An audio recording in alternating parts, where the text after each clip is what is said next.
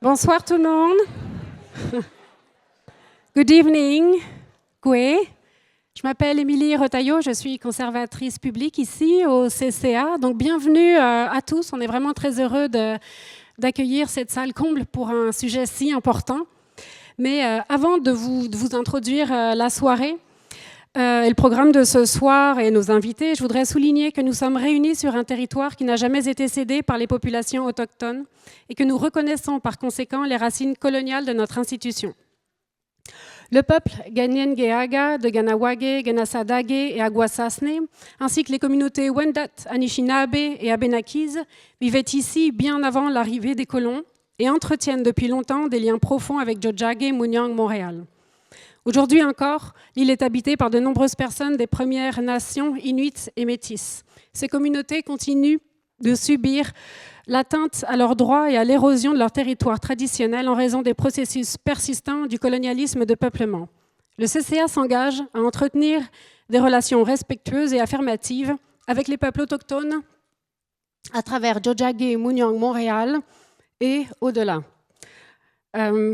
Si vous voulez en savoir plus sur nos démarches, je vous invite aussi à aller consulter notre site internet sur notre page de reconnaissance territoriale vivante. Alors l'événement de ce soir, je suis vraiment contente de vous l'introduire et qu'on ait pu l'organiser. Ça fait longtemps qu'on essaye d'organiser quelque chose finalement. Ça nous semblait très important pour parler justement du logement et des aînés. Le film qu'on vous présente ce soir s'appelle Where We Grow Older. En français, on pourrait dire Là où nous vieillissons. Il a été terminé en 2023. Donc vous pouvez imaginer que le tournage a eu lieu aussi pendant la pandémie et que c'était aussi une période très dure pour les aînés où finalement les conditions de vie et les défis aussi systémiques par rapport au milieu de vie des aînés sont arrivés vraiment à la une des médias. Ce sont des problèmes qui existaient déjà avant, mais il y a eu comme une accélération, en fait, de la prise de conscience, finalement, des problèmes ou des solutions à trouver aussi pour le bien-être des aînés. Le film que vous voyez ce soir, il va être suivi aussi par une conversation. Au CCA, depuis une dizaine d'années, on fait des films. Ces films, c'est une façon pour nous d'ouvrir la conversation, d'apporter ou d'amener l'attention de personnes diverses, finalement, d'aller au-delà du champ de l'architecture ou avec le film. Le film, c'est quelque chose qui est très instantané aussi, qui réduit quelque part la distance entre le spectateur et finalement l'architecture. C'est ce qu'on souhaite faire. Et donc ce soir, vous êtes vraiment là pour ça. On regarde le film et ensuite on écoute. On a une discussion. Et pour cette discussion, je suis vraiment très heureuse ce soir d'accueillir, je vais vous les présenter par ordre alphabétique très brièvement. Donc on a Maryse Barrett, qui est architecte associée principale chez Yale Maillet. Elle est en charge des projets pour Mission Unité Aînée. On a Isabelle Comiré, elle est directrice de l'habitation pour aînés Pax Habitat. Olivier Filion, il est architecte chez Canva et il est aussi ici en tant que fondateur de l'OBNL Commun. Sébastien Laure, il est urbaniste et professeur à l'Université de Montréal. Et Julien Simard, qui est chercheur en gérontologie sociale. La conversation ce soir, on est très honorés, elle est modérée par Marc-André Carignan. Vous le connaissez peut-être, il est animateur, auteur, chroniqueur en aménagement urbain. Il est également chef de contenu de collectif. Donc ce soir, ils vont réfléchir ensemble à l'avenir de l'habitat pour les aînés au Québec. Donc quelle forme, quelle politique, quel modèle peuvent permettre à chacun de vieillir chez soi ou ensemble ou ailleurs. Voilà, donc ça c'est pour le programme ce soir. Avant qu'on se lance dans le film, je voudrais inviter Giovanna Borassi à me rejoindre pour qu'elle vous dise quelques mots sur le film, justement. Donc Giovanna, elle est directrice et conservatrice en chef du CCA, mais elle est aussi la conceptrice de ce film-là et d'une trilogie de films qu'elle va vous présenter. Voilà, je vous remercie.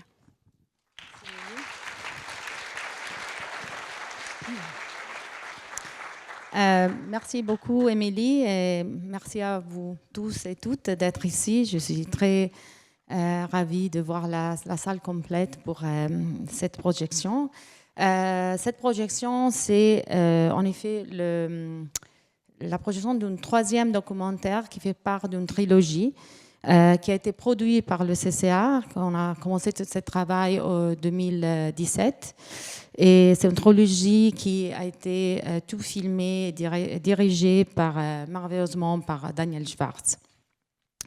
Je vais aussi remercier notre invité, notre modérateur, pour ce soir d'avoir accepté de joindre et d'apporter vraiment cette conversation sur les enjeux de logement et la construction des habitations ici, vraiment dans aussi la question de qu'est-ce qu'on fait ici au Québec.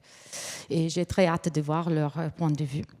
Alors, pour revenir à la série de films, de celles que vous voyez ce soir, elle s'articule autour de changements démographiques extrêmes qui touchent le monde entier aujourd'hui. Donc, finalement, l'intérêt de CCA, c'était de regarder ces changements et c'est pour ça qu'on a pensé à une trilogie. Donc, un premier abordait la question de l'itinérance et s'appelle, parce qu'ils existent toujours, What It Takes to Make a Home. Et il montre les différentes modalités que architectes comme Michael Molson à Los Angeles, mais aussi Alexander Hagner à Vienne, mettent en place dans leurs villes respectives et explorent comment l'architecture peut rentrer dans la question de l'itinérance et de prendre en charge cette crise globale. Le deuxième, qui s'appelle When We Live Alone, met l'emphase sur la croissance mondiale des personnes qui vivent seules. Donc c'était tourné tout à Tokyo et c'est autour d'un projet d'un architecte japonais qui vise à lutter cette question de la solitude, mais comprend comme la ville en soi peut donner peut-être une réponse à cette question. Et donc d'imaginer l'habitation dans une ville et où la ville répond aussi à offrir des opportunités d'échange et de rencontres sociales entre les habitants.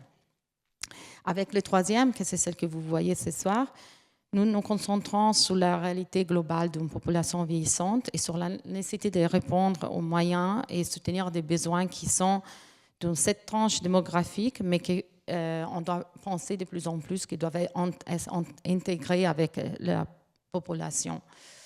Donc, je ne vais pas vous dire trop parce que vous allez voir le film, donc je ne vais pas tirer de la surprise de ce que vous allez voir.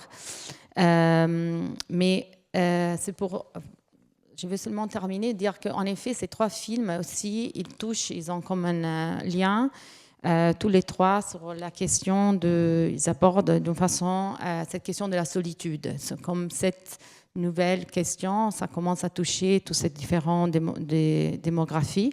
Donc, c'est une isolation physique, une isolation mentale et tout ça, et psychologique. Donc, c'est comme l'architecture peut effectivement venir à aider à réfléchir sur cette problématique. Le fait qu'on a toujours cherché des exemples dans différents pays, des différentes villes, c'était pour effectivement apporter cette question que c'est une question globale. Chaque culture, chaque nation peut-être trouve une façon d'aborder cette question différemment, mais c'est intéressant d'aller chercher cette modalité différente pour revenir à réfléchir sur ça. Et voilà, donc ça, je pense que ça répond à ce que c'est la mission du CCA, c'est que Phyllis Lambert a décidé dans la conviction que l'architecture est une préoccupation publique. Et donc, avec cette trilogie, on voulait vraiment comprendre ces liens entre architecture et société, qu'est-ce qui sont les enjeux de la société maintenant. Donc, j'ai hâte de voir, comme après la conversation, on va se rapporter sur les questions ici, plutôt en Québec, à Montréal, au Canada. Et voilà, j'espère que vous apprécierez le film. Merci.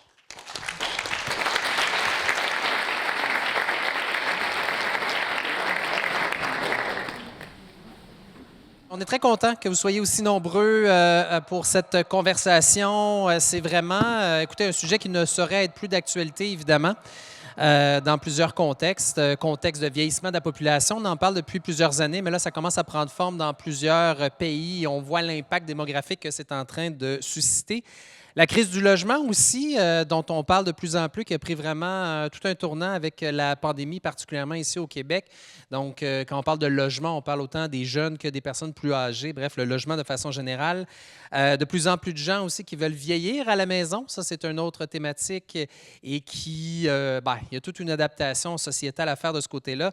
Et comme on le mentionnait à la fin du film, la question aussi de la solitude, qui est un de ces mots du 21e siècle, malheureusement, non seulement ici, mais à l'échelle internationale.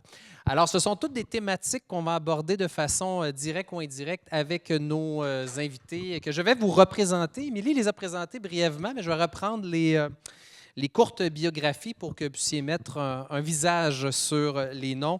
Donc, je vais y aller avec, dans l'ordre de ma feuille, donc Maryse Barrette, qui est juste ici, architecte associé chez Yelmaillé Architecte, qui planche sur plusieurs types de projets, habitation, santé, mais aussi milieu de vie pour les aînés, notamment à travers la mission Unité Aînée, dont on aura la chance de parler brièvement durant cette discussion. Isabelle Comiré, qui est à la tête, voilà Isabelle, qui est à la tête de Pax Habitat, qui est un projet d'habitation plurirégénérationnel, qui n'est pas encore tout à fait ficelé dans la mesure où il y a encore des petites phases là, qui s'en viennent. On en parlait justement avant la conversation, oui, ici, mais qui est à Joliette, qui est vraiment exemplaire dans son développement. Donc, merci beaucoup d'être avec nous.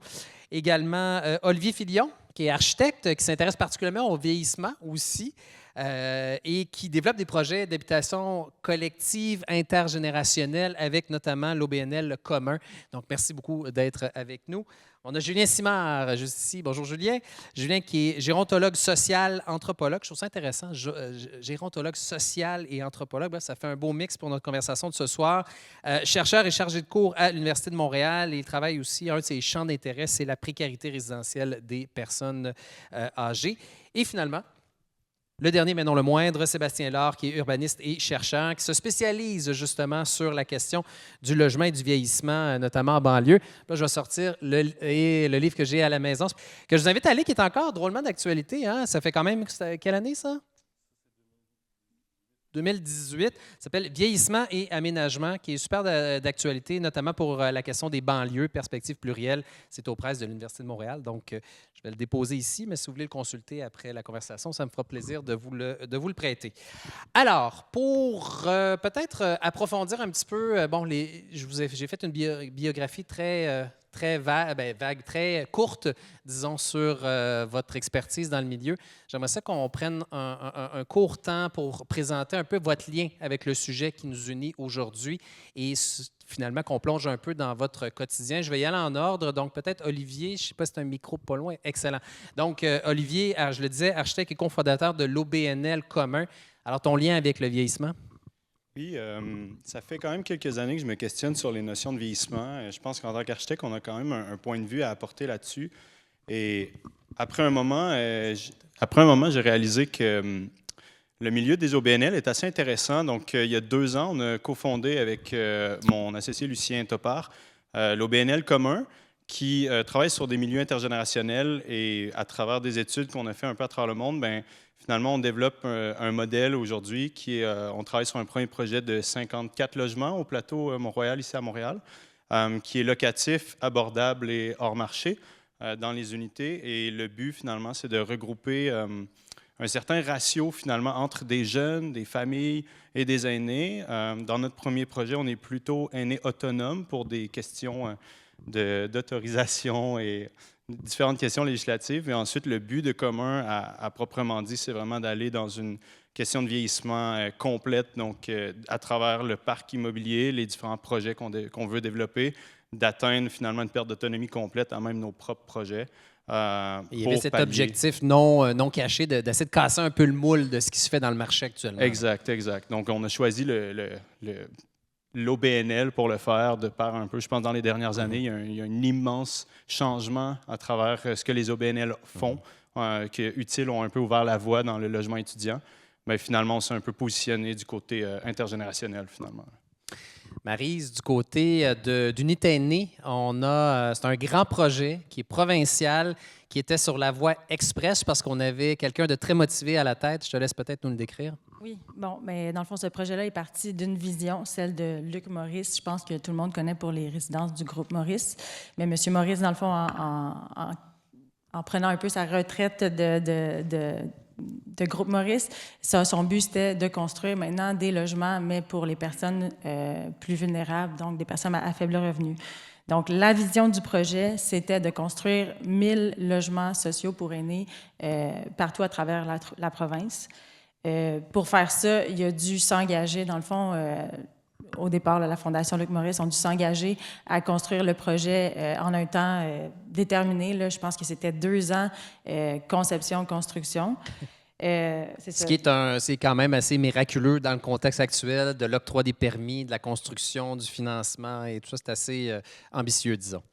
Très ambitieux, oui, c'est ça. Et aussi à un coût très économique. Là, je ne donnerai pas nécessairement des montants en ce moment, mais l'engagement aussi était au niveau du coût. Donc, 1000 logements à travers la province dans 10 municipalités, c'était ça l'objectif premier. Finalement, il y a quand même eu 17 municipalités qui ont pu avoir un bâtiment. Juste dans la première phase, il y avait 10 projets qui étaient prévus. Finalement, on en a construit 11 pour le prix de 10. Et puis, dans la deuxième phase, il y a 6 finalement sont construits aussi. Donc, c'est ça. 11 pour le prix de 10, quand même. 11, oui, quand même. On voit ça non plus. C'est quand même ça un non plus, on succès. voit pas ça souvent.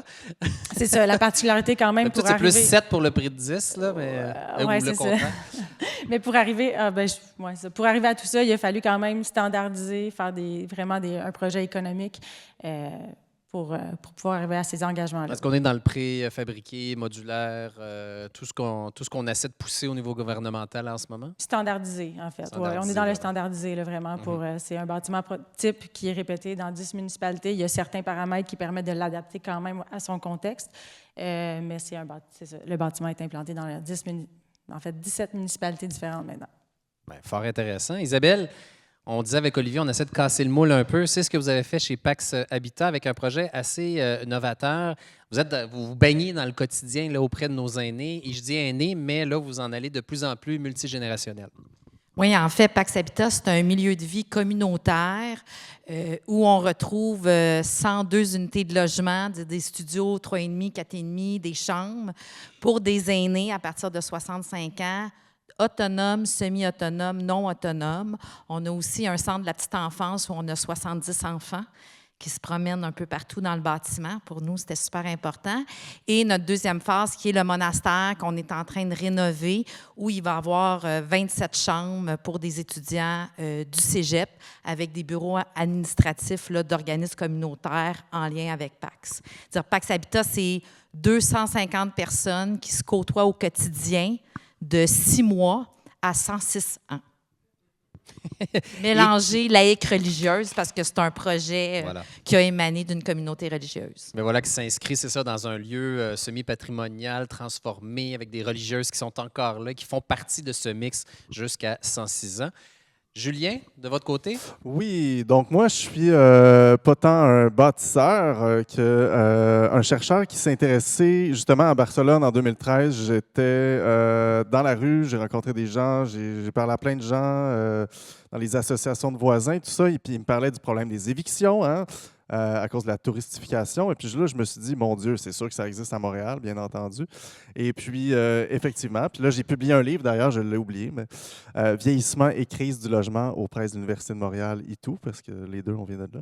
Et donc, moi, je m'intéresse plus à l'amont, c'est-à-dire à la destruction du chez-soi par la violence locative, notamment donc quand il y a une éviction, que ce soit formelle ou informelle.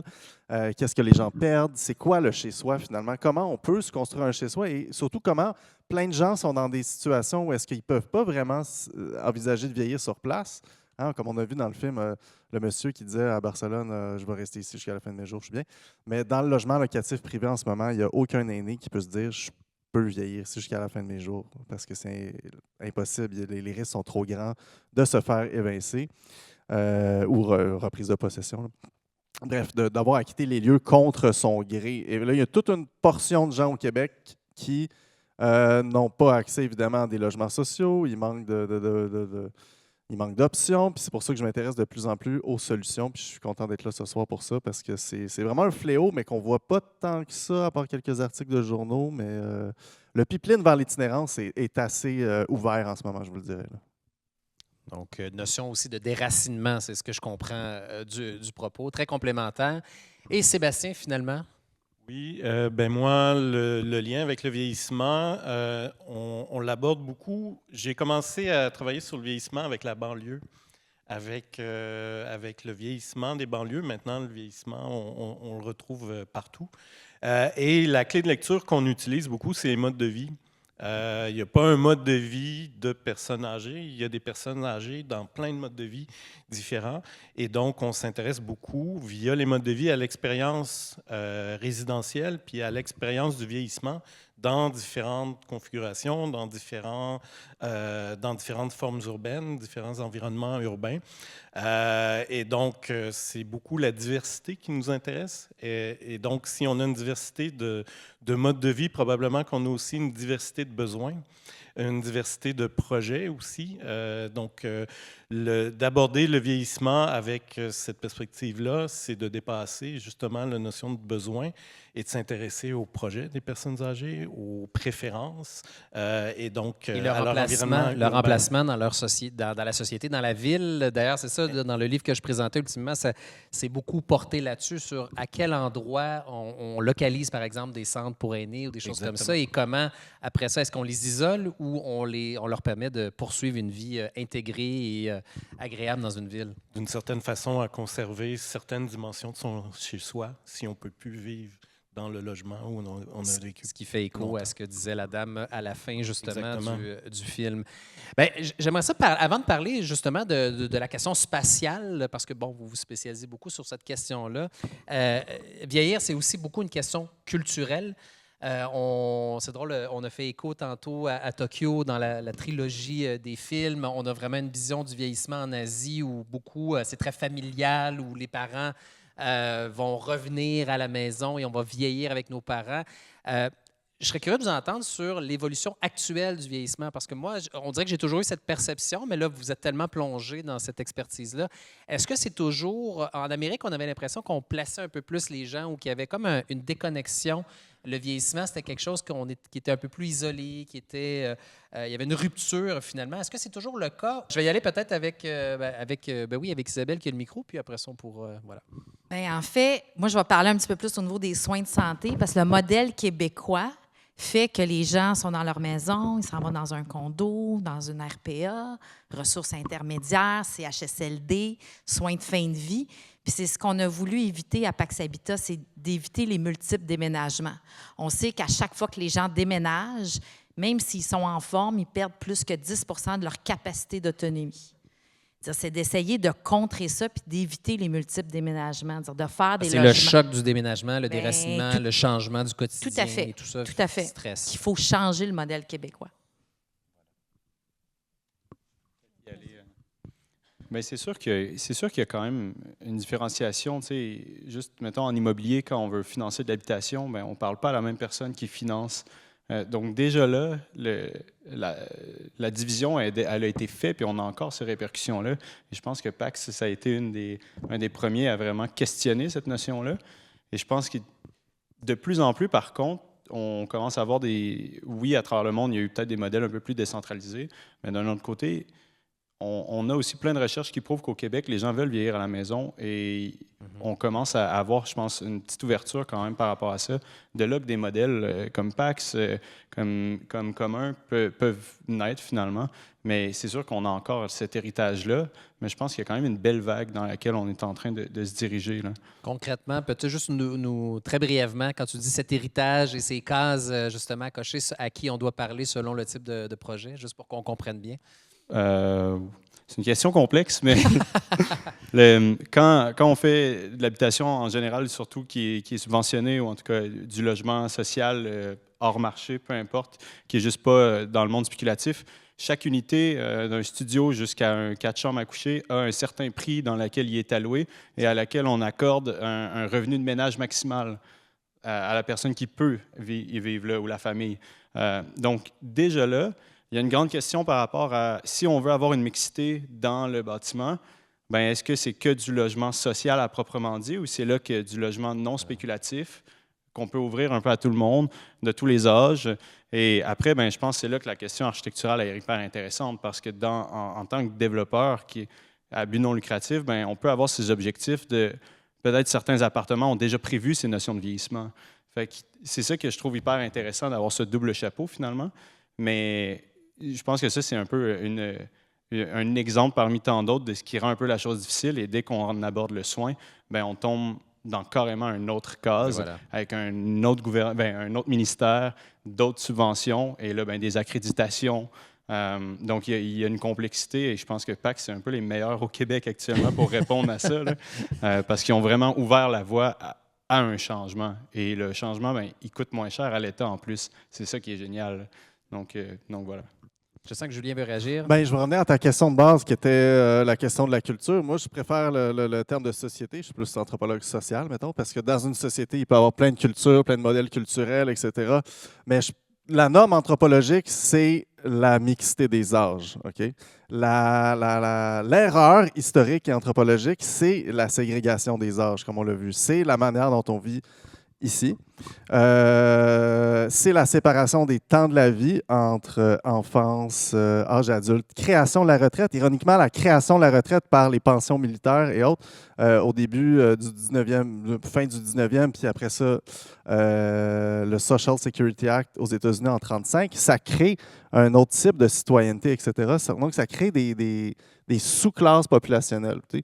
Puis à la question de la culture et de la société, on pourra en parler pendant un cours au complet, mais il faut rajouter celle du mode de production économique, parce que je veux dire, le capitalisme fait qu'on passe le plus clair de notre vie à donner notre force de travail à un employeur qui en récolte la plus-value. Donc, si on se ramène à d'autres formes de gestion économique, même au Québec, dans les années 50, les fermes et tout ça, les producteurs étaient des familles, en fait. Et il y en a encore, là, je ne dis pas que ça n'existe plus. Mais c'est juste qu'il faut se ramener historiquement dans le contexte où on est l'erreur, en fait. Et on voit bien que ça ne fonctionne pas. Donc, tout ce qui est multigénérationnel, tout ce qui défait la ségrégation des âges, tout ce qui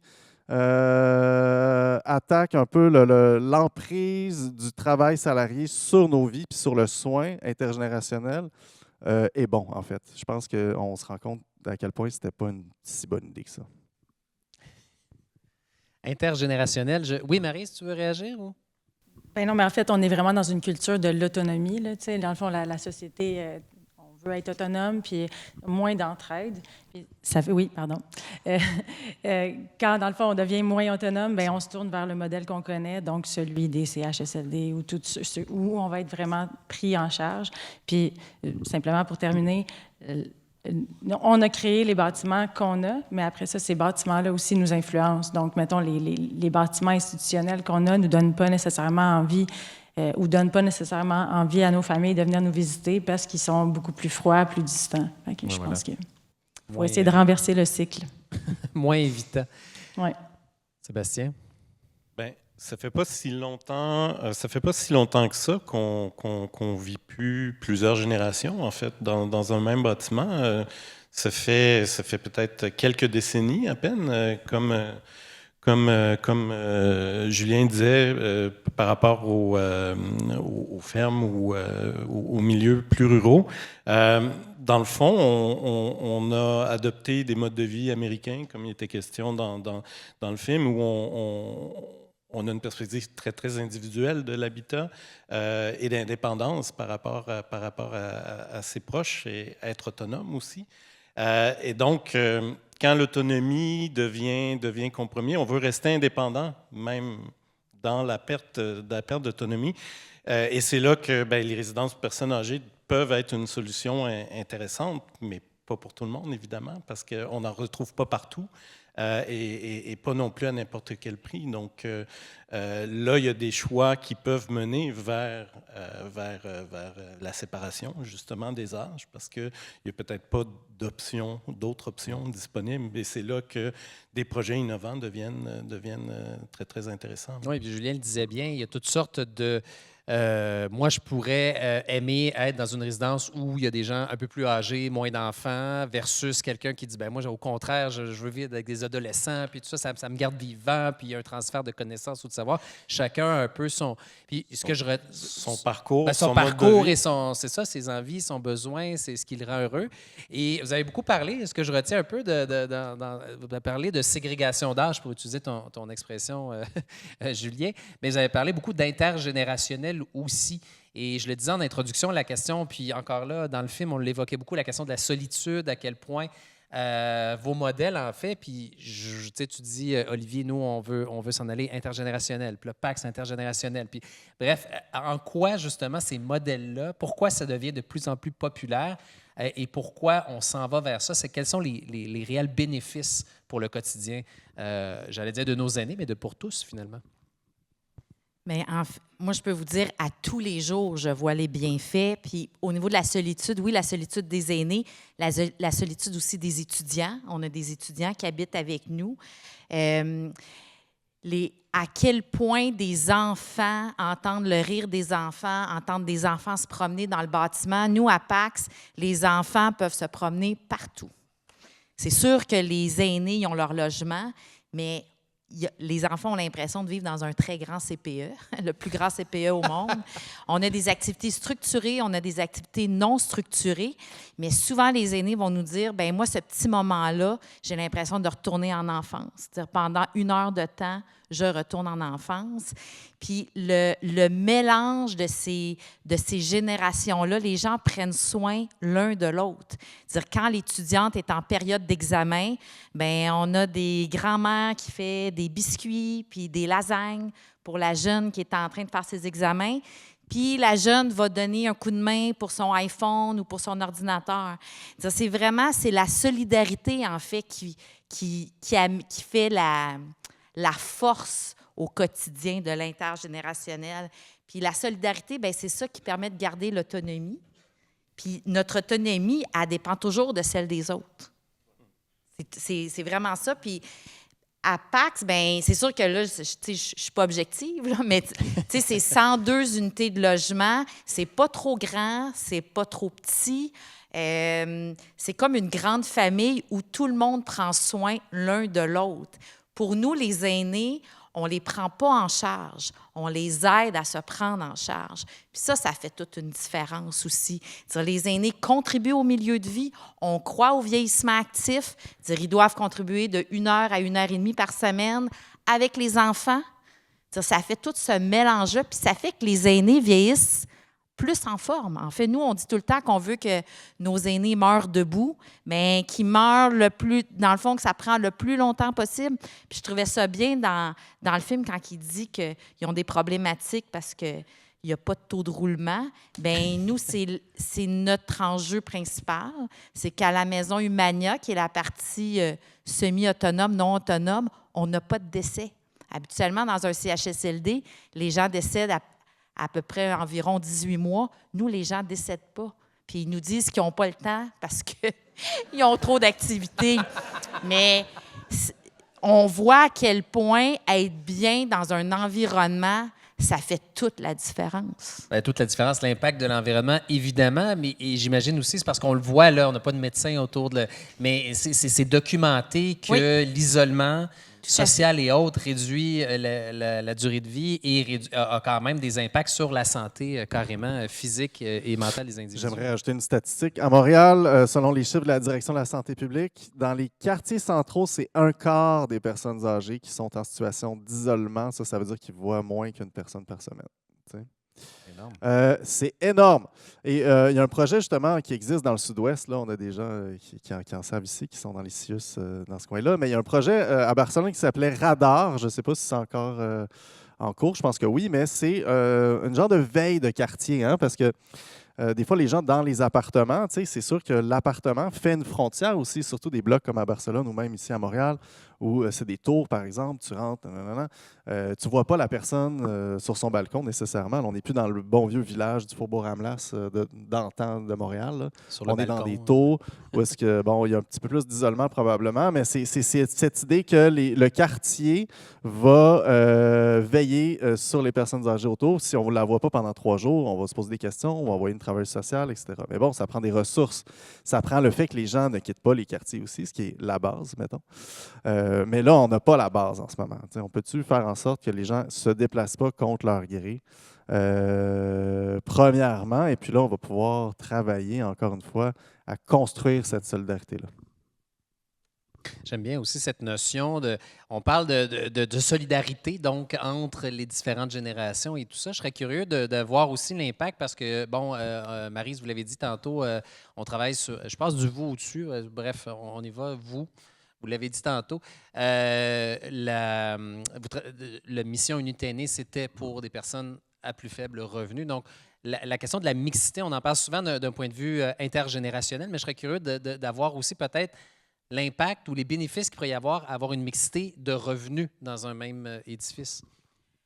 Bien, oui, définitivement. Mais moi, je veux dire, mon expérience, c'est sûr que là, c'est un bâtiment de logement social qui est donné aux organismes municipaux pour le gérer. Mais c'est sûr que le bénéfice est grand. Là, je pense dans les bâtiments, si on construit uniquement pour un type de personne, mais au moins si on peut créer des espaces où les familles vont pouvoir venir, des espaces accueillants qui ne sont pas nécessairement des lieux communs où il faut se rendre, mais par où on passe, justement, qui sont vraiment là, qu'on n'a pas besoin, qui peuvent s'animer de soi-même.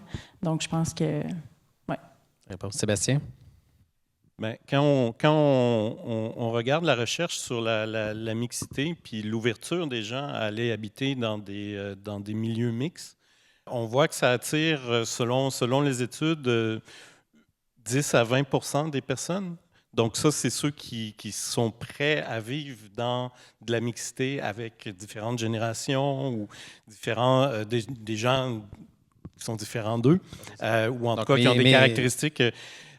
Mais la mixité, on peut l'envisager aussi à l'échelle du quartier. Qu'est-ce qu'on va avoir autour de notre résidence pour personnes âgées, qui peut être mixte, mais c'est vraiment aussi qu'est-ce qu'on peut retrouver comme fonction, comme service, comme environnement. Et puis ben là, ça aussi, ça peut amener à jouer sur briser la solitude, en fait.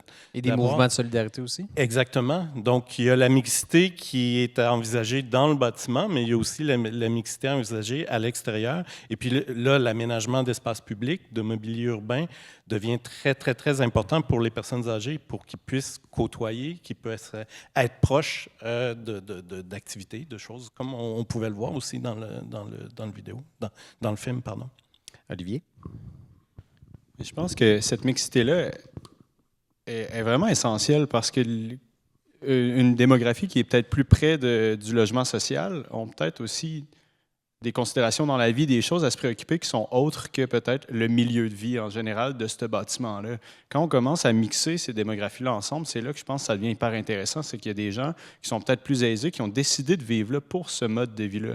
Et d'autres qui sont là plus parce que bon, le loyer lui-même était déjà bas et finalement, on offre cette diversité-là. Et je pense que ça anime encore plus le milieu de vie. Il y a certains qui vont s'engager beaucoup plus grand dans leur milieu. Comme on voyait à Barcelone, ils disaient que c'est pas tout le monde qui cohabite de la même manière. Le cohabitat, c'est un principe particulier quand même, mais c'est hyper intéressant de prendre ces réalités-là, puis il faut les prendre en considération. Ça peut pas être... je pense pas que la question à travers ça, c'est pas mauvais nécessairement d'isoler une démographie, mais ça revient un peu au principe de ghettoiser une population. Mais voilà. On fait la même chose. Donc, je pense qu'il y a la double mixité, selon moi. Il y a la mixité des ménages, des revenus démographiques, mais aussi la mixité intergénérationnelle à proprement dit. C'est là que je pense que la double mixité est le plus forte. C'est là qu'elle a la plus grande répercussion. En tout cas, à mes yeux, en tant que développeur immobilier à but non lucratif, c'est ça que je trouve hyper intéressant. C'est fou parce qu'à vous écouter parler, c'est si évident, tu sais, c'est les bénéfices et tout ça. Et pourtant, vos modèles, on dit, ah mon Dieu, c'est si novateur, Pax. Ah, ce qu'Olivier est en train de faire, ben on essaie de briser le moule, on a l'impression que c'est si évident, mais finalement, tous vos modèles, on se tape dans les mains parce que c'est nouveau, là. Mais pourtant, il y a des études, on le voit, les bénéfices. Et visiblement, c'est long avant de s'y rendre. Je suis certain que nos deux amis ici, surtout Julie, je te vois bouger sur ta chaise. Petite réaction sur cette question-là, toi qui travailles beaucoup sur la précarité, justement? Oui, ben les gens à qui j'ai parlé, moi, dans la précarité, ben, qui se faisaient évincer et tout, disaient justement, mon désir, c'est d'aller en logement social, s'il vous plaît. C'est là que je veux être, etc., etc. Il manque d'options. Mais c'est surtout ce constat que tout le monde est pris avec sa banque. Tout le monde est pris avec son fonds de pension non indexé suffisamment. Tout le monde est pris un peu avec sa propre trajectoire, justement, que ce soit résidentiel ou autre. Même des propriétaires de bungalows ou de maisons en région ou en banlieue, comme Sébastien, tu connais ça mieux que moi, mais qui trouvent que c'est un poids à un moment donné, entretenir une maison. Puis les inondations, on l'a vu l'été passé, là, 25% des sous-sols à Saint-Léonard sont à risque d'inondation. Donc ça va arriver.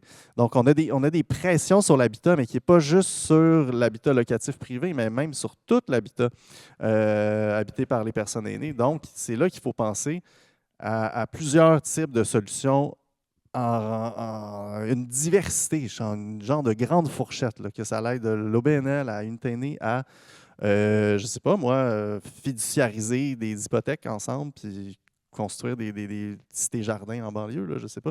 Il faut il faut arrêter d'être seul devant son compte de banque parce que c'est tellement angoissant, en fait. Oui, Sébastien?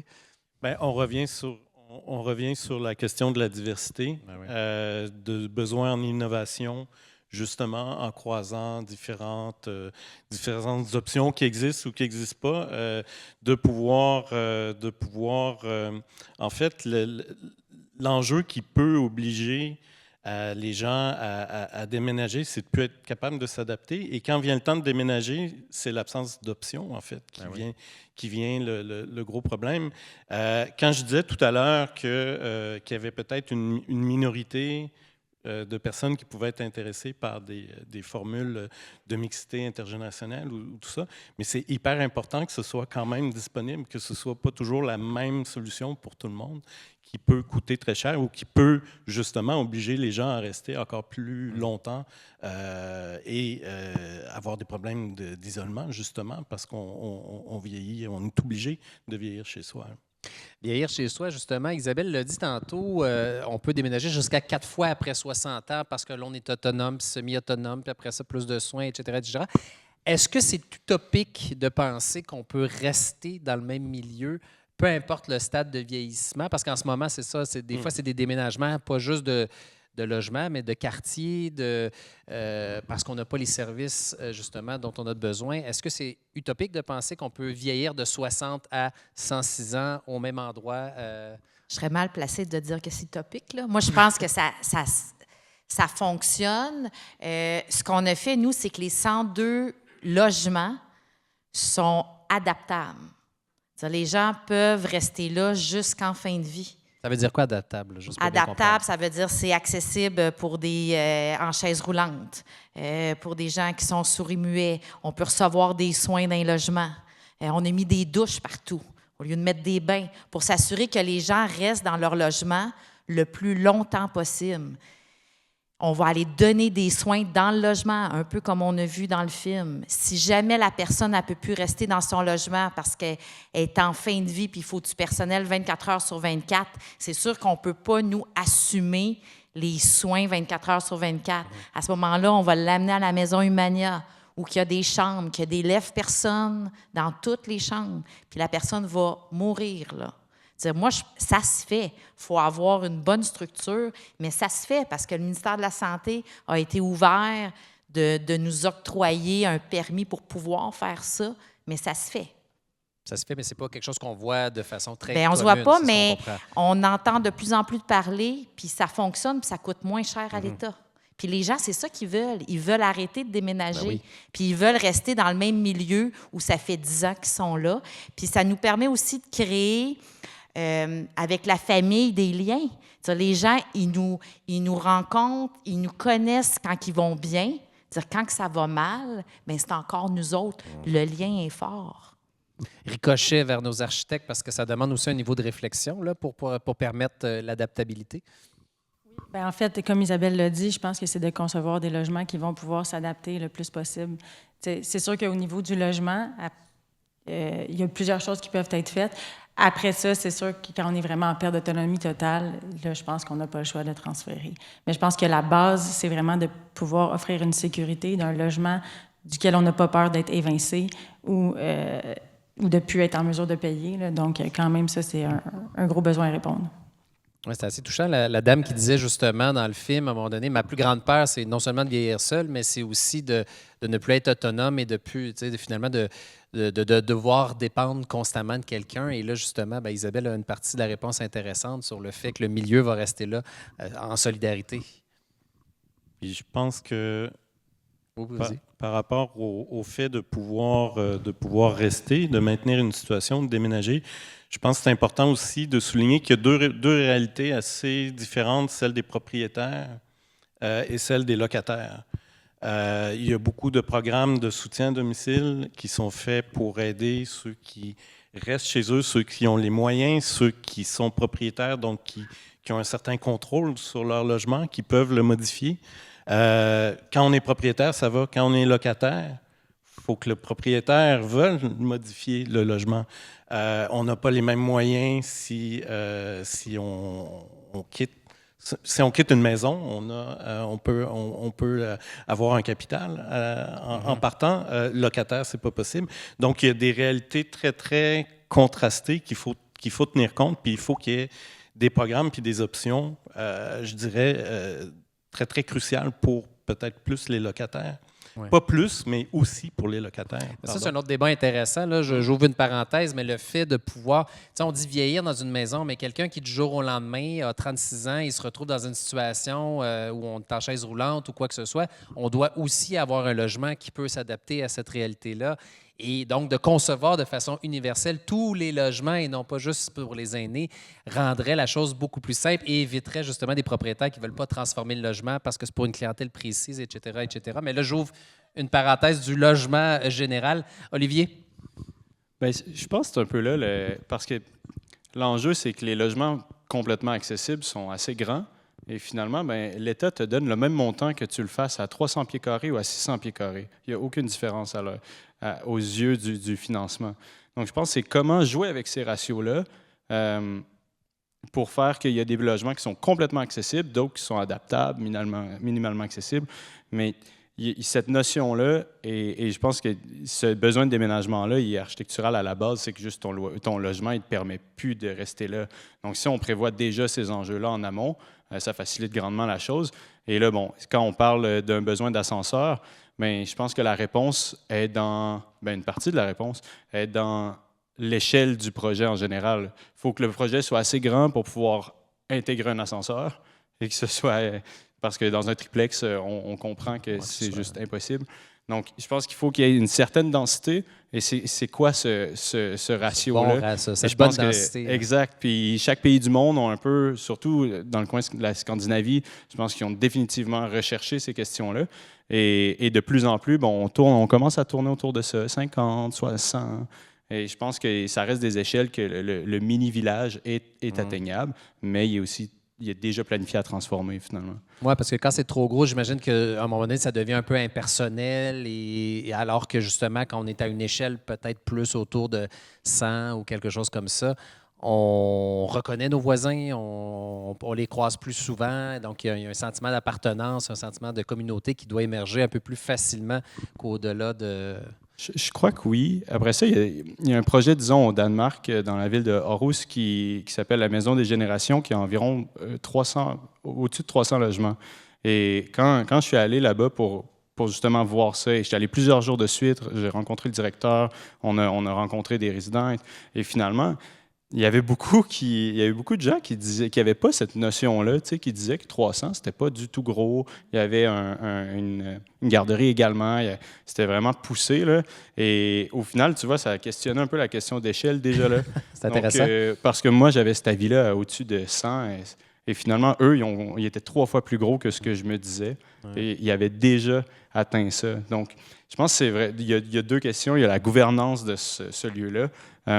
Quand on parle il n'y a pas juste le propriétaire, mais il y a vraiment comme le conseil de la maison.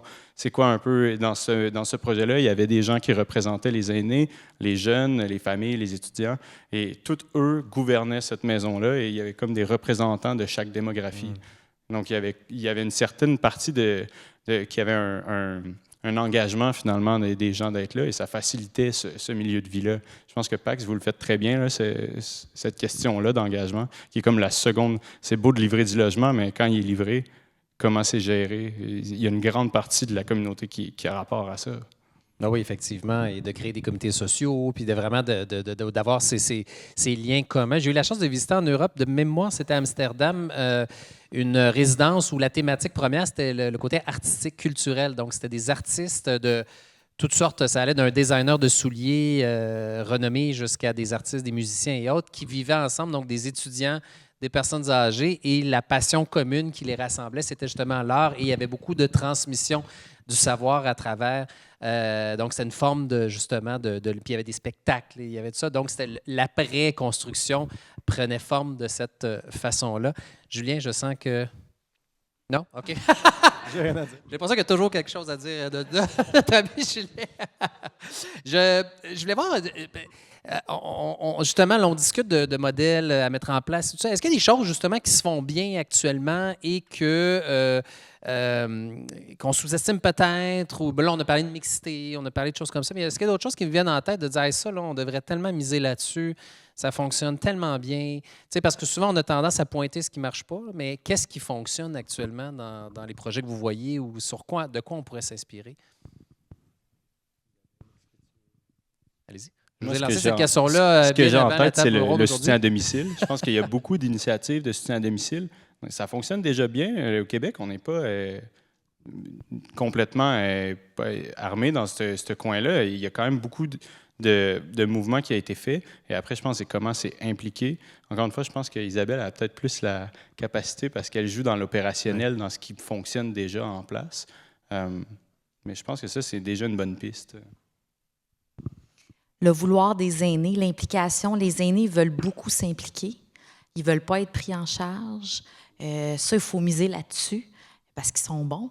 Pas parce que tu as 70 ans que tu n'as plus d'idées, là, franchement. Ça, je pense que...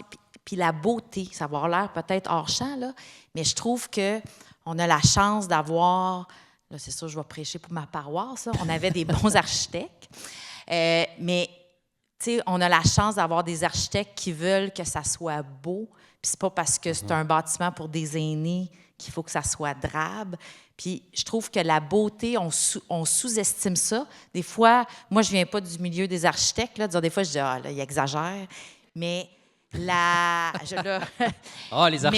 Les architectes. Mais vous ne savez pas à quel point les aînés sont fiers de vivre à Pax parce que c'est beau. À tous les jours, je me le fais dire, ils sont fiers. Dire ça, de miser sur la beauté, ça a une importance, je trouve, que pour les aînés. Ils sont fiers d'appartenir à cette communauté. Notamment l'espace extérieur, parce que vous avez la chance d'avoir un site avec des grands jardins, vous n'êtes pas loin d'un cours d'eau aussi.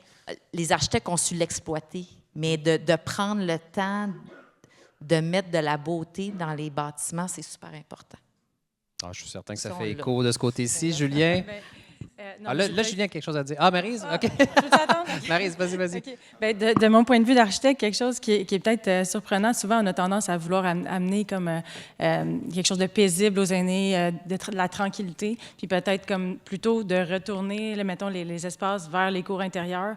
Mais au contraire, les aînés souvent aiment mieux, à ce que j'ai entendu, pouvoir regarder l'action, regarder vers l'extérieur, se tourner vers la ville plutôt que vers l'intérieur. Donc ça, définitivement, chaque fois qu'on a visité un projet pour aînés, on se l'est fait dire, puis les gens aiment même regarder l'autoroute si c'est ça qu'il y a à regarder, là, tu sais. Fait que, ouais. Moi, je suis en France. Il y a une initiative qui est de mettre des bistrots dans les EHPAD.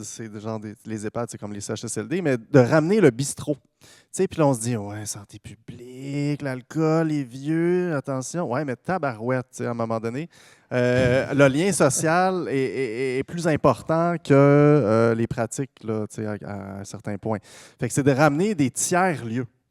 C'est de ramener des lieux de rencontre. Puis je pense à la Petite Patrie, un quartier que je connais bien, mais c'est un quartier, puis là, je sais pas, des collègues qui avaient écrit un article là-dessus il y a un bout. La Petite Patrie a perdu ses bingos, ses lieux de danse, ses clubs de l'âge d'or. Les bars se sont gentrifiés. On perd des tiers-lieux. Fait que même les locataires, moi, qui vivent dans les quartiers centraux montréalais, me disaient, j'ai plus nulle part où aller, en fait. C'est ça, fait être tourné, fait que les gens ils se retournent vers leur mur un peu parce qu'ils ne peuvent pas tant se retourner vers le quartier. Puis là, c'est toi, Sébastien, qui parlait du quartier, mais pensez le quartier, pensez les alentours, pensez le. Puis là, hop, tu viens de rajouter une marche. Tu viens de rajouter une marche, puis tu n'as même pas eu à dire c'est du vieillissement actif, fais le don, parce que on le sait que c'est comme se faire dire fais don du sport. Ça ne te tente pas nécessairement plus de le faire.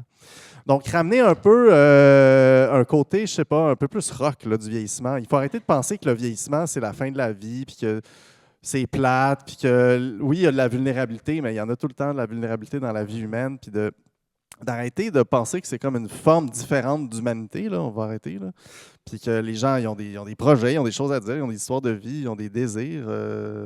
Cet âgisme-là, puis cette infantilisation-là, on l'a vu pendant la pandémie, mais où est-ce que tu avais des gens en RPA qui ne pouvaient pas sortir de la RPA alors que c'est un virus qui se transmet dans l'air? C'est comme tu es en train de faire le contraire de ce qu'il faut faire, là. Il faut que les gens sortent dehors. Il y a de l'air pur dehors. Donc, c'est comme si on voulait protéger tout le monde, mais en les protégeant, on les étouffe. Mais ça, c'est intéressant, la notion de tiers-lieu, parce que j'ai effectivement vu en France, je voyais qu'il y a en fait qu'ils vont carrément ouvrir à la communauté, dans certains cas, des cafétérias ou des cafés qui étaient internes à certaines résidences, par exemple, pour aînés, et qui, là, ils vont les ouvrir à l'externe. Donc, il y a des gens qui vont pouvoir, des étudiants qui vont pouvoir aller étudier là, prendre un café, puis finalement, ça crée vraiment une espèce de mixité, une espèce de porosité avec l'extérieur, plutôt que d'avoir parce qu'on sait des fois aussi, il y a des centres qui ont leur coiffeur, qui ont leur café, qui ont tout à l'interne, puis finalement, tu n'as plus besoin de sortir. Puis là, c'est là que ça peut créer peut-être certaines formes d'isolement sans le vouloir, sous le prétexte d'être pratique, d'avoir à proximité tous ces commerces-là ou ces services-là, mais qui peut avoir un côté un peu paradoxal. Ce qu'on fait bien, bon, les projets, comme on a discuté, sont très, très bien. Les architectes font de très bons projets aussi. Ce qui peut être intéressant aussi, si on s'intéresse à voir ce qu'on fait bien ou ce qu'on n'a pas toujours planifié de faire pour le vieillissement, il y a un concept américain, les Naturally Occurring Retirement Community. C'est des concentrations de personnes âgées dans certains quartiers qu'on observe, des quartiers qui n'ont pas été conçus pour le vieillissement, mais qui présentent des caractéristiques favorables au vieillissement. Donc, comme Julien vient de parler de Rosemont, si on est à Québec, Saint-Sacrement, des quartiers souvent de triplex où on retrouve des tours, une diversité de typologies de logements, une diversité puis une accessibilité de commerce, de services. On retrouve des RPA aussi dans ces secteurs-là. Et donc, c'est des quartiers qu'on gagnerait à étudier puis à comprendre qu'est-ce qui offre de si favorable que ça et de s'inspirer de ces localisations-là pour localiser les futures résidences pour personnes âgées, qu'on ait un zonage qui puisse contraindre à certains quartiers qui sont plus intéressants que d'autres pour ouvrir des résidences pour personnes âgées, qu'elles soient mixtes ou pas. Mais il y a des caractéristiques assez favorables et naturelles en termes de tiers-lieux, en termes de commerce, services, etc., qu'on fait bien sans l'avoir nécessairement planifié. J'ai l'impression que c'est une zone un peu d'ombre, justement, ça, dans les planifications territoriales. Peut-être que je me trompe, mais là, comme le Montréal vient d'adopter son nouveau plan d'urbanisme et de mobilité, le PUM, il y a beaucoup d'exercices territoriaux qui se font partout au Québec. Est-ce que c'est intégré? Est-ce que justement dans tes recherches, est-ce que tu le vois, cette notion de tout ce que tu viens de nous expliquer là? Est-ce que c'est intégré aux démarches ou c'est souvent un peu Il y a certaines villes ou arrondissements ou municipalités qui vont faire la démarche, mais il n'y a pas de contraintes, il n'y a pas d'obligation. Ce n'est pas généralisé comme on pourrait l'avoir en France, justement, où il y a vraiment une réflexion sur dans quel type de quartier on veut ouvrir, c'est ça, des logements pour aînés. On le fait, il y a des démarches très approfondies sur les écoles, mais on ne le fait pas sur le vieillissement. Sur le vieillissement, oui. D'ailleurs, hey, on aimerait ça vous entendre. Si jamais il y en a, on va commencer à circuler. Oui, justement, on a des mains qui commencent à se lever. Je n'ai même pas besoin de... Allons-y dès maintenant. On serait curieux. Si vous voulez rebondir, poursuivre la conversation, on veut vous entendre. Oui, mon cher, reviens-nous. Oui, alors, peut-être juste vous présenter, puis diriger votre question. Joanne Godin, architecte, et j'enseigne à l'Université de Montréal un atelier sur ce sujet, mais pour personnes atteintes de démence, donc au-delà de la vieillesse. En fait, je voulais vous dire que ce qui m'a interpellée dans le film, c'est surtout qu'on vient de voir dans le documentaire au film. C'est ce monsieur qui a l'opportunité d'être autonome, c'est-à-dire qui dit qu'il savoure sa solitude depuis qu'il habite à cet endroit, parce qu'il peut prendre un verre, fumer son cigare, puis regarder les jeunes jouer dehors. Mais parce qu'aussi, il peut sortir, puis l'image qui m'a frappée dans le documentaire, c'est son autonomie. Il sort encore prendre son verre au café du coin. Alors, aujourd'hui, on travaille beaucoup à pansement. Je parle de penser comme pansement, la vieillesse. On parle des aînés, alors qu'il y a à peu près 60 ans, on ne parlait pas d'aînés. L'aîné traînait dans la cuisine, dans la salle à manger, avec l'Alzheimer ou pas. Le nom Alzheimer n'existait pas non plus. C'était grand-père, il a perdu la tête, il se berce dans le coin de la cuisine, mais c'est pas grave. Les enfants jouent, vont s'enfarger dedans, etc. Donc, c'est un nouveau problème qu'on a, parce qu'on ne l'avait pas il y a 100 ans, ce problème-là. Et je travaille pour penser, j'ai fait des RPA aussi moi-même, mais ce qui m'interpelle, c'est qu'on a des exemples. En fait, ce qui m'interpelle, c'est la ville, l'infrastructure de la ville comme telle. Ce monsieur, dans le documentaire, s'il est à Baltimore, au coin d'une rue, puis qu'il n'a absolument rien regardé le soir, il va probablement sentir la solitude puis être un peu tanné de voir les mêmes personnes. Sa famille ne viendra pas non plus le voir. Donc, la solitude, ça commence par l'infrastructure urbaine et la densité. C'est-à-dire que si on n'a pas un café au coin de la rue, puis qu'il y a juste du résidentiel, c'est très difficile d'être autonome. Il faut appeler quelqu'un. Je pense que c'est facile dans certains villages en Europe où il y a une certaine densité d'aller prendre son café, même avec sa marchette ou avec le voisin.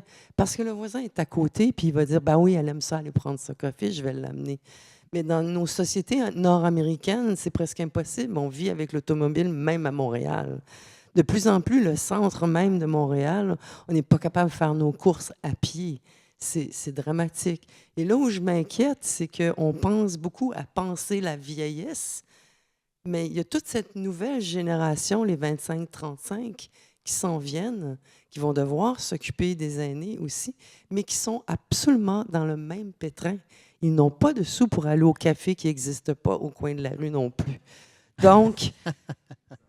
Exact. Et ils sont aussi, je dirais, anxieux et touchés que l'autre génération, la vieillesse, par cette fameuse pandémie, en fait, qui nous excuse d'une certaine façon aujourd'hui à dire, ben oui, à cause de la pandémie, etc. Mais c'est un phénomène typiquement nord-américain et qui n'existait pas avant dans le monde rural, c'est certain, parce qu'on s'entraidait, mais qui aujourd'hui, en fait, on est extrêmement confrontés. Donc, ça m'amène à un exemple à Montréal, je trouve, qui est une grande réussite, paradoxale.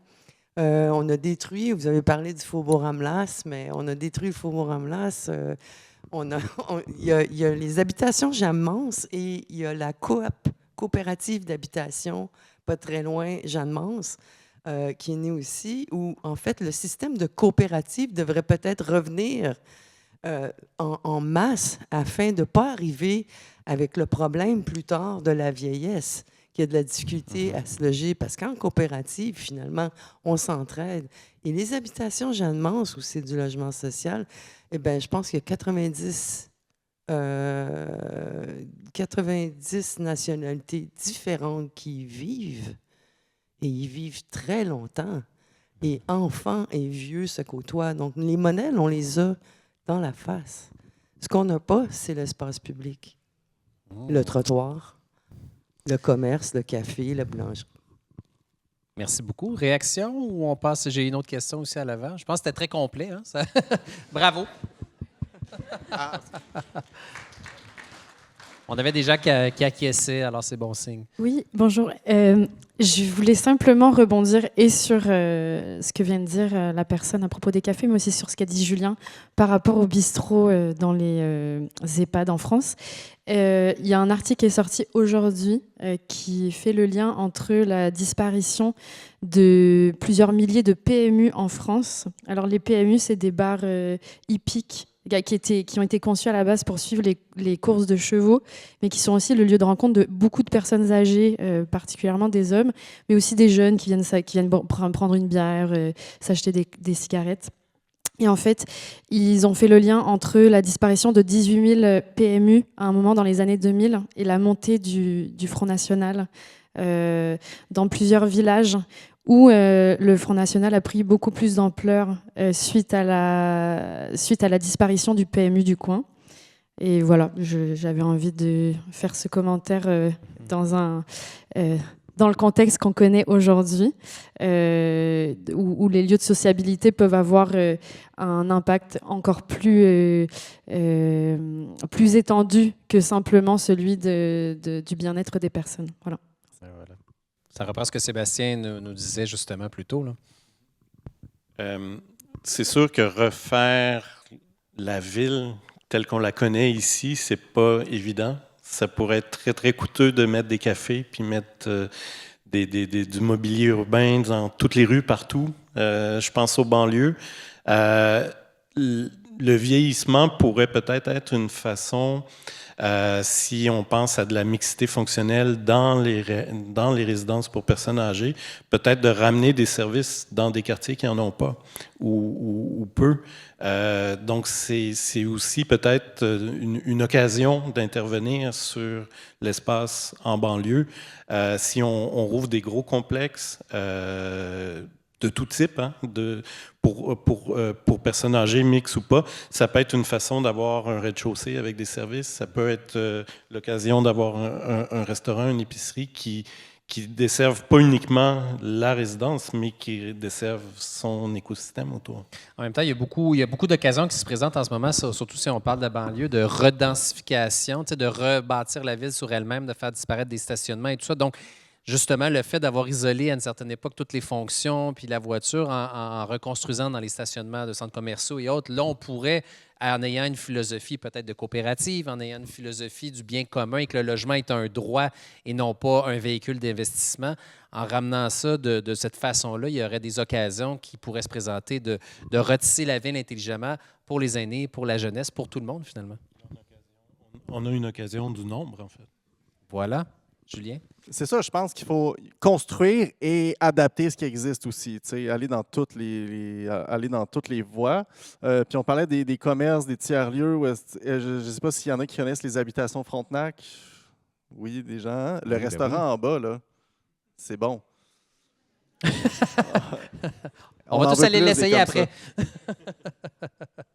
En fait, juste pour rebondir sur ce qui s'est dit, là, je pense que c'est vraiment une bonne piste d'essayer d'ouvrir. On fait un nouveau bâtiment pour les aînés, mais d'ouvrir les espaces communs, dans le fond, à la communauté. À la communauté, oui. Et de profiter des occasions qui se présentent pour, c'est ça, retisser la ville. J'ai perdu le micro. Est-ce qu'il est encore... il est rendu au fond? Ah, OK. Ici, Frédéric. Oui. Aussi collègue avec Joanne à l'université, on a enseigné un atelier la session passée ensemble. Plusieurs observations, je vais se faire assez vite. D'une part, un lien avec le film qu'on a vu. De ce que je peux juger, les projets à Barcelone qu'on voit, il faut dire qu'on a l'équivalent au Québec. Là, hein. Je me demandais s'il y a des initiatives. L'Office municipal d'habitation de Montréal a 11 résidences qui s'appellent en harmonie, et ça m'apparaît très similaire à ce qu'il y a à Barcelone. Donc, il y a des exemples qui existent. Ce qui est difficile, c'est que les structures sont lourdes aussi et il y a beaucoup de besoins. Donc, on parlait à Barcelone qu'on pouvait avoir 4-5 fois plus que ces 20 résidences-là. C'est pareil ici aussi au Québec. Mais il n'y a pas assez d'argent ou on n'investit pas assez d'argent. Et ça, vous n'avez pas trop parlé de ça. Mais il n'y a pas la volonté politique pour subventionner assez de logements pour les personnes aînées. Donc, ça, il faut vraiment le dire. L'autre chose, c'est que les structures sont lourdes. Je vais donner un court exemple. On a fait il y a quelques années une résidence comme ça en Harmonie. Il y avait une série de logements qui, normalement, auraient dû être logiquement pour des familles, parce qu'elles avaient leur entrée privée sur rue. C'était trop compliqué au niveau des subventions, alors que c'était quand même tout du logement social dans ce cas-là. Donc, il y a beaucoup de complexité. Introduire des locaux commerciaux dans les résidences qui sont subventionnés, extrêmement difficile aussi au niveau de l'administration. Ça ne vient pas du même endroit. Mettre une CPE, je trouve ça formidable ce que vous racontez sur le PACS. Une CPE, ça vient de la famille, du ministère de la Famille. Le logement, ça vient de l'habitation. Ça ne se parle pas. Ce n'est pas les mêmes échéances. Ce n'est pas les mêmes registres en termes de subventions. C'est extrêmement compliqué. Et comme il y a énormément de besoins, bien, on va quand même au plus pressant. Puis on dit, bien, ça va être tous des logements pour personnes aînées. Donc, il y a tous ces aspects-là qui expliquent un peu notre retard. L'autre chose aussi à dire, c'est que faire des logements adaptables, ça coûte plus cher aussi. Il faut le dire. Il ne faut pas dire qu'on construit pareillement, c'est adaptable ou pas adaptable. Ça coûte plus cher. Donc, il faut avoir encore une fois la volonté de le faire. Deux derniers petits points. Je pense que l'intergénérationnel, la société est prête pour ça. On le voit avec nos étudiants, sont super intéressés par rapport à ça. La mixité économique à l'intérieur du bâtiment, je pense que c'est souhaitable, mais ça vient pas aussi facilement. Donc, je pense que l'idée que ce soit les quartiers qui soient plutôt mixtes économiquement, ça, c'est la voie de l'avenir. Mais ça aussi, ça prend une volonté politique. Donc, par exemple, à Namur Hippodrome, c'est ce que la Ville essaie de mettre en place. Ça prend du temps, ça prend énormément d'investissements aussi économiques. Donc, et dernière petite chose, vous parliez du Japon au début, Marc-André. Là aussi, ça change, la population. On sait que c'est une population très vieillissante. Il y avait 25 architectes, pas plus tard que l'automne passé, qui venaient visiter qu'est-ce qu'on faisait au Québec, parce que là aussi, socialement et démographiquement et culturellement, les jeunes sont moins portés, malheureusement, à s'occuper de leurs aînés. Voilà. Pour dire que les espaces de logement sont de plus en plus petits et de plus en plus chers. Mais en fait, il faudrait voir aussi, on dit que ça coûte plus cher construire, oui, de façon adaptable, mais est-ce que, il faut le voir, je pense, sur le long terme aussi. Oui, peut-être sur le coût. Ça, c'est comme le débat de toutes nos infrastructures publiques. Ça coûte peut-être plus cher tel parement, mais s'il reste 20 ans au lieu de 10 ans, bien, peut-être que sur le long terme, on va pouvoir être gagnant économiquement. Mais oui, des fois, il y a des choix économiques à faire et malheureusement, ne sont pas toujours pris dans la bonne direction. Là-dessus, je rebondirais. Le threshold, pour moi, je pense que ça va être les changements climatiques, justement, parce que, par exemple, tu as des zones de la Floride qui ne sont même plus assurables au niveau de l'immobilier. Si réellement les compagnies d'assurance mesuraient les risques climatiques au Québec, il y aurait une crise financière totale. Ça ne va pas bien aller. T'sais. Chaleur, pollution atmosphérique, eau. Que ce soit l'eau du fleuve, hein, on sait qu'il y a beaucoup de communautés côtières. Donc, toutes ces... je ne comprends pas pourquoi on n'est pas en train de faire des grands projets pour juste régler ces problèmes-là en amont et non les subir. Mais on dirait qu'on s'en va dans la direction de les subir. Sauf que même en termes d'économie puis de capital qu'on pourrait ramasser au lieu de le perdre à quelque part, qu'il soit non assurable, donc non vendable, donc qu'il n'y ait plus de valeur sur le marché. Parce que si vous allez voir l'immobilier à Sainte-Marthe-sur-le-Lac ou dans ces coins-là, là, où il y a des inondations à répétition, il y a beaucoup de logements à vendre. Hein. Ils ne se vendent pas vraiment. Puis on comprend pourquoi, mais c'est plein d'aînés qui ont leur retraite adossée sur leur hypothèque, qui ne pourront pas le vendre. Et donc, tu sais, c'est des... Quand tu es... Comment dire, tu as peu de liquidité, mais tu as un capital immobilier. Si tu ne le vends pas, tu n'en auras pas d'argent. Je veux dire. Donc, les gens dans cette situation-là au Québec sont très, très, très nombreux et nombreuses. Donc, il y a un coût à ne rien faire. C'est ce coût-là qu'il faut démontrer, mais ça ne sera peut-être pas suffisant pour forcer nos gouvernements à faire quelque chose. Et ça ne peut venir que d'un mouvement social, en fait. Voilà. Oui, c'est ça. Je pense qu'on a besoin de brasser un peu la cage. En terminant, je pense que c'est ça. Oui, c'est ça. Je vous invite, on peut rester aussi 5 minutes. Si j'ai vu 2 personnes qui voulaient poser des questions, à venir les poser aux personnes aussi. En attendant, ou plutôt demain, ce soir, si vous êtes intéressés à voir les 2 autres films dont Giovanna a parlé, ils sont en ligne sur notre chaîne YouTube Et demain matin à 10h, le film que vous avez vu ce soir sera aussi en ligne. Donc diffusez-le, envoyez-le à vos amis, votre famille, vos aînés aussi, pour continuer à en parler. Et puis sinon, je vous attends au prochain événement du CCA. Yes! Merci.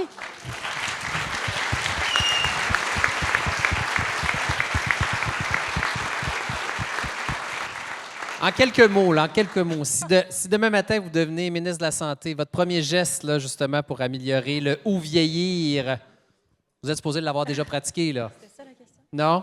Personne ne veut se tenter? C'était pas ça qu'on a préparé. C'était si on devait sortir avec 5 gestes réalistes pour poser dès maintenant pour accompagner le vieillissement au Québec, quels seraient-ils? Tu veux pas y aller? Bien, c'est sûr que c'est un peu un biais, mais moi, je crois que on le fait déjà, mais l'architecture évolutive, je pense que c'est là, il y a une grande partie. Donc, c'est une réponse un peu simple, un peu naïve, là, mais je crois qu'il y a une partie de la réponse qui est déjà là. En fait, moi, c'était une réflexion plutôt. En ce moment, on vit vraiment un vieillissement de la population, mais dans 1-2 générations, les bâtiments qu'on construit en ce moment pour les aînés vont devoir être autre chose. Fait qu'il faut juste avoir cette réflexion-là en tête, je pense, comme architecte et comme société. Isabelle?